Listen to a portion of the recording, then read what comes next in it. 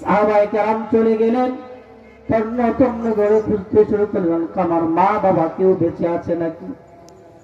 অনেক খোঁজাখুঁজি পর টাকা দেখি আলকামা রাদিয়াল্লাহু তাআলা আনহুর মা এখনো জীবিত আছেন।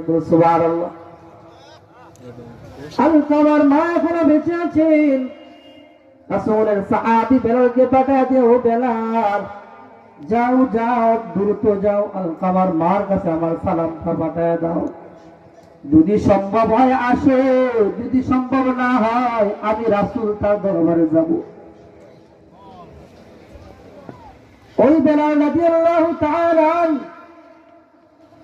আর মার কাছে বলে, ও মা, রাসূল আপনাকে সালাম দিয়েছে, আপনাকে রাসূল আপনাকে দরবারে যাওয়ার জন্য সালাম পাঠিয়েছে। মেহেরবানি করে রাসূল সাল্লাল্লাহু আলাইহি ওয়াসাল্লাম আপনার জন্য অপেক্ষা করতেছেন, চলেন। কি ব্যাপার? রাসূল আমাকে তালাশ করেছেন। এবার আলকামা রাদিয়াল্লাহু তাআলা আনহুর মা রাসূলের দরবারে হাজির হয়।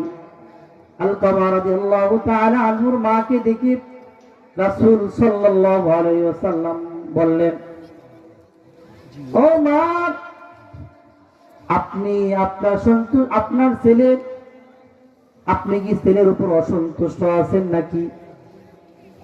বলে, আমার ছেলের উপর এমন কোন বান্দা, এই বান্দা তার জীবদ্দশায় এমন কোন আমল নাই সে করে নাই। নামাজ রোজা সমস্ত আমল তার জীবনে ভরপুর, সমস্ত আমল সে করেছে, কিন্তু একদিন